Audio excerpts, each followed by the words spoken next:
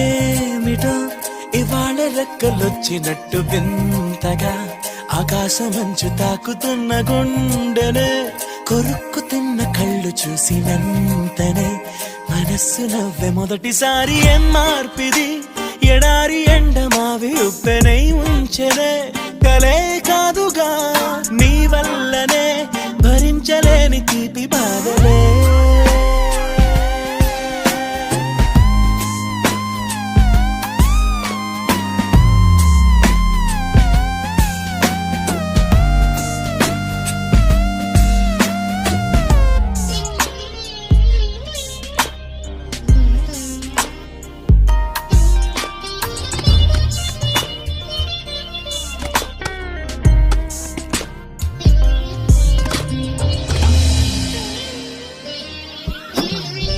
ఆగని